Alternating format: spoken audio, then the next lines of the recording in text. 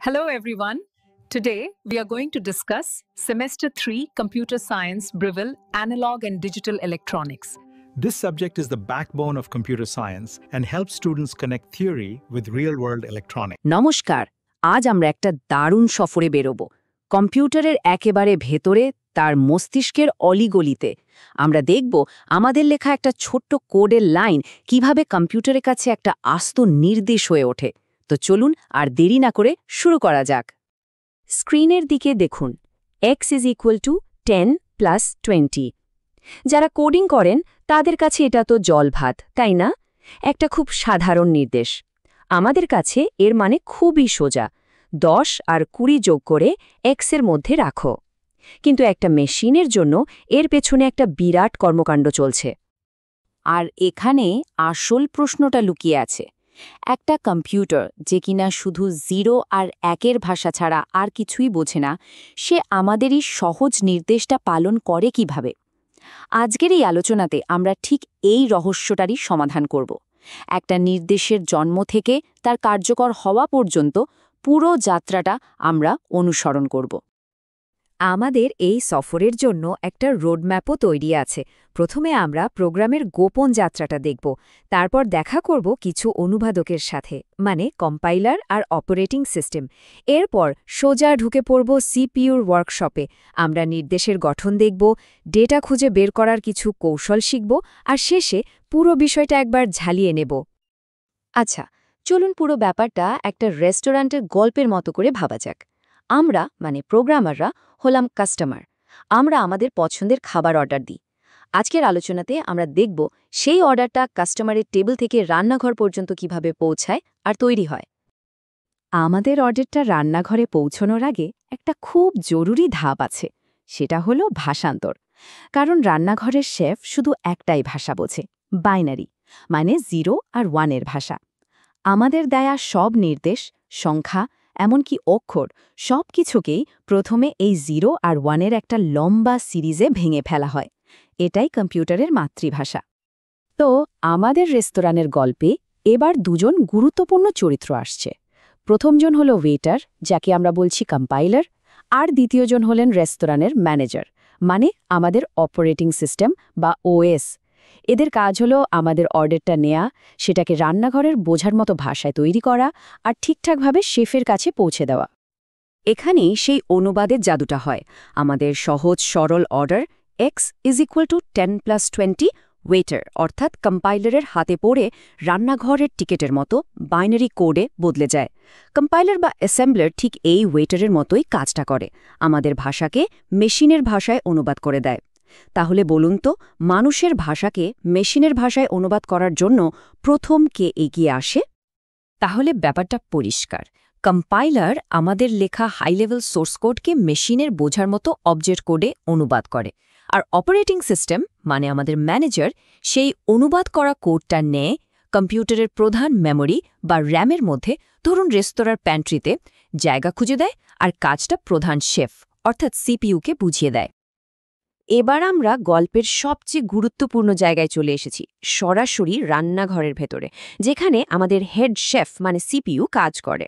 আমরা দেখব রান্নাঘরে টিকিটে লেখা প্রত্যেকটা কাজ করার জন্য শেফ কিভাবে একটা নিয়মমাফিক 3 ধাপের প্রক্রিয়া মেনে চলে। এই যে শেফের কাজের প্রক্রিয়া, এর একটা বেশ গালভরা নাম আছে, ইনস্ট্রাকশন সাইকেল। এটাই হলো একটা কম্পিউটারের একেবারে মূল চালিকা শক্তি। মেমোরি থেকে একটা নির্দেশ আনা থেকে শুরু করে সেটাকে কার্যকর করা পর্যন্ত সিপিইউ যে চক্রাকার পথে ঘোরে, সেটাই ইনস্ট্রাকশন সাইকেল। বলতে পারেন এটাই কম্পিউটারের হৃদস্পন্দন। এই চক্রে 3টে খুব সহজ ধাপ। প্রথমটা হলো ফেচ, মানে আনা। শেফ অর্ডার লাইন থেকে পরের কাজে টিকিটটা তুলে নেয়। দ্বিতীয়টা হলো ডিকোড, মানে বোঝা। শেফ টিকিটটা ভালো করে পড়ে বোঝার চেষ্টা করে যে ঠিক কি করতে বলা হয়েছে, যোগ করতে হবে নাকি ডেটা সরাতে হবে। আর সবশেষে এক্সিকিউট, মানে কাজটা করে ফেলা। শেফ নির্দেশ মতো কাজটা সম্পূর্ণ করে। আর ভাবুন, এই চক্রটা প্রতি সেকেন্ডে কোটি কোটি বার চলতে থাকে। তাহলে একটা নির্দেশ কার্যকর করতে সিপিইউ যে 3টি প্রধান ধাপ অনুসরণ করে, সেগুলো কি কি? এই ফেচ, ডিকোড, এক্সিকিউট চক্রটা মনে রাখার একটা মজার উপায় আছে। FTE, fast delivery expected. আমাদের রেস্তোরাঁর গল্পের সাথে তো একেবারে দারুণ মিলে গেল, তাই না? বেশ, শেফের হাতে তো টিকিট চলে এসেছে। চলুন এবার টিকিটটা একটু জুম করে দেখা যাক, মানে আমাদের ইনস্ট্রাকশনটার ভেতরে ঠিক কি কি থাকে। যে কোনো মেশিন ইনস্ট্রাকশনে দুটো মৌলিক অংশ থাকে। প্রত্যেকটা নির্দেশের দুটো প্রধান অংশ থাকে। প্রথমটা হলো অপকোড, যেটা অনেকটা ব্যাকরণের ক্রিয়াপদের মতো। এটা বলে দেয় কি করতে হবে, যেমন অ্যাড মানে যোগ করো। আর দ্বিতীয়টা হলো অপারেন্ড, যেটা বিশেষের মতো। এটা বলে দেয় কাহাকে নিয়ে কাজটা করতে হবে, মানে ডেটা বা সেই ডেটার ঠিকানা। এবার আসি শেফের কাজ করার জায়গায়। তার কাছে দুটো জায়গা আছে। একটা হলো রেজিস্টার। এটাকে ভাবতে পারেন শেফের একেবারে হাতের কাছে রাখা একটা ছোট্ট মশলার টাকের মতো। এখানে সেই সব ডেটা রাখা হয় যা খুব তাড়াতাড়ি আর বারবার লাগে। আর দ্বিতীয়টা হলো প্রধান মেমোরি বা র্যাম। এটা হলো রেস্টুরেন্টের বড় স্টোর রুম বা প্যান্ট্রি। এখানে সব উপকরণ মজুদ থাকে, কিন্তু সেখান থেকে জিনিস আনতে একটু বেশি সময় লাগে। তাহলে গতি আর উদ্দেশ্যের দিক থেকে রেজিস্টার আর প্রধান মেমোরির মধ্যে পার্থক্যটা কি?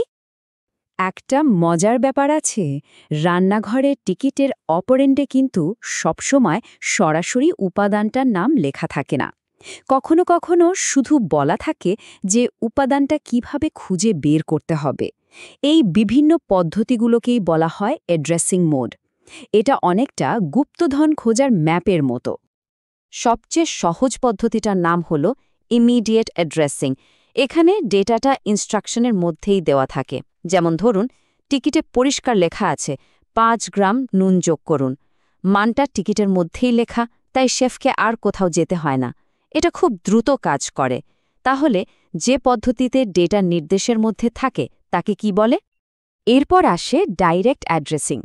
এখানে ইনস্ট্রাকশনের ডেটার মেমোরি অ্যাড্রেস বা ঠিকানা দেওয়া থাকে। যেমন টিকিটে লেখা আছে প্যান্ট্রির 3 নম্বর তাক থেকে চালটা নিন। এখানে সরাসরি জায়গার কথা বলা আছে, তাই শেফকে সোজা সেখানে চলে যেতে হয়। আর সবথেকে দ্রুতগতির পদ্ধতি হল রেজিস্টার অ্যাড্রেসিং। এখানে ইনস্ট্রাকশনে বলা থাকে যে ডেটাটা কোন রেজিস্টারে রাখা আছে। আমাদের গল্পের মতো করে বললে, আপনার ব্যক্তিগত মশলার তাক থেকে নুনটা ব্যবহার করুন। ডেটাটা যেহেতু একেবারে হাতের কাছেই থাকে, তাই কাজটাও খুব তাড়াতাড়ি হয়। তাহলে ডিরেক্ট অ্যাড্রেসিংয়ের তুলনায় রেজিস্টার অ্যাড্রেসিং ব্যবহার করার মূল সুবিধাটা কি? আমরা কিন্তু অনেকটা পথ পেরিয়ে এসেছি। চলুন এবার আমাদের একটা নির্দেশের পুরো যাত্রাটা আরেকবার সংক্ষেপে দেখে নিই, আর তারপর ভাবব এই পুরো প্রক্রিয়াটা জানাটা ভবিষ্যতের জন্য কেন এত জরুরি। তাহলে পুরো যাত্রাটা আরেকবার দেখে নিই। 1. প্রোগ্রামার কোড লিখে। 2. কম্পাইলার আর ওএস সেটাকে মেশিন কোডে অনুবাদ করে কাজের জন্য তৈরি করে। 3. সিপিইউ সেই নির্দেশটা ফেচ করে। 4. অপকোড আর অপারেন্ড বুঝে সেটাকে ডিকোড করে। 5. এএলইউ ব্যবহার করে কাজটা এক্সিকিউট করে। আর 6. এই চক্রটা পরের নির্দেশের জন্য চলতেই থাকে। এখন প্রশ্ন হলো, এইসব জেনে লাভ কি? দেখুন, এই মৌলিক চক্রটা বোঝা কিন্তু শুধু পরীক্ষায় পাশ করার জন্য নয়। সফটওয়্যারের পারফরমেন্স কিভাবে বাড়ানো যায়, কিভাবে আরও দক্ষ সিস্টেম ডিজাইন করা যায়, তার চাবিকাঠি এখানেই লুকিয়ে আছে। ভবিষ্যতের কম্পিউটিং, সেটা দ্রুতগতির এআই প্রসেসর হোক বা খুব কম শক্তিতে চলা আইওটি ডিভাইস, সবকিছুর মূলে রয়েছে এই জ্ঞান। এই জ্ঞানই কিন্তু একজন সাধারণ কোডারকে একজন অসাধারণ সিস্টেম আর্কিটেক্ট হয়ে উঠতে সাহায্য করে। শেষ করার আগে একটা প্রশ্ন রেখে গেলাম। আচ্ছা, সব কম্পিউটারের জন্য কি একটাই সার্বজনীন মেশিন ল্যাঙ্গুয়েজ আছে, নাকি প্রত্যেকটা আলাদা ধরনের প্রসেসরের নিজস্ব ভাষা থাকে? এই প্রশ্নের উত্তরটা কিন্তু কম্পিউটার আর্কিটেকচারের আরও অনেক গভীর আর মজার দিকে নিয়ে যাবে। একটু ভাবুন তো,